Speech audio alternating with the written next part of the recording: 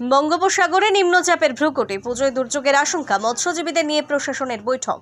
আর কদিন পরেই দুর্গাপুজো, উৎসবের আনন্দ যখন তুঙ্গে ওঠার অপেক্ষায়, তখনই বঙ্গোপসাগরে ফের নিম্নচাপের ভ্রুকুটি। আবহাওয়া দপ্তর সূত্রে খবর, দুর্গাপুজোর কয়েকদিন ভারী বৃষ্টির সম্ভাবনা রয়েছে, সঙ্গে বইতে পারে ঝড়ো হাওয়াও। এই পরিস্থিতিতে মৎস্যজীবীদের সুরক্ষার কথা মাথায় রেখে প্রশাসন তৎপর হয়েছে। আজ গঙ্গাসাগরের ব্লক কার্যালয়ে ব্লক প্রশাসন, সাগর থানা এবং গঙ্গাসাগর কোস্টাল থানার পক্ষ থেকে মৎস্যজীবীদের নিয়ে এক জরুরি বৈঠক অনুষ্ঠিত হয়। বৈঠকে উপস্থিত ছিলেন সুন্দরবন উন্নয়ন মন্ত্রী বঙ্কিমচন্দ্র হাজরা, বিডিও কানাইয়া কুমার রাও, এসডিপিও সুমন কান্তি ঘোষ, সাগর থানা ও গঙ্গাসাগর কোস্টাল থানার আইসি ও ওসি সহ পঞ্চায়েত সমিতির সভাপতি সাবিনা বিবি এবং সহকারী সভাপতি স্বপন কুমার প্রধান। এছাড়াও একাধিক প্রশাসনিক আধিকারিকেরা উপস্থিত ছিলেন।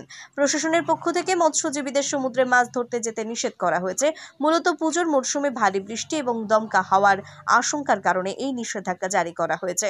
প্রশাসনিক আধিকারিকেরা জানিয়েছেন, মৎস্যজীবীদের জীবন ও জীবিকার সুরক্ষায় তাদের কাছে গুরুত্বপূর্ণ। তাই দুর্যোগপূর্ণ আবহাওয়ায় সমুদ্রে না যাওয়ার জন্য তাদেরকে অনুরোধ করা হয়েছে। এই বৈঠক থেকে মৎস্যজীবীদের সম্ভাব্য বিপদ সম্পর্কে সচেতন করা হয় এবং যে কোনো জরুরি পরিস্থিতিতে প্রশাসনের সহায়তা চাওয়ার জন্য আহ্বান জানানো হয়। দুর্যোগ মোকাবিলায় প্রশাসন সম্পূর্ণ প্রস্তুত বলেও জানানো হয়েছে।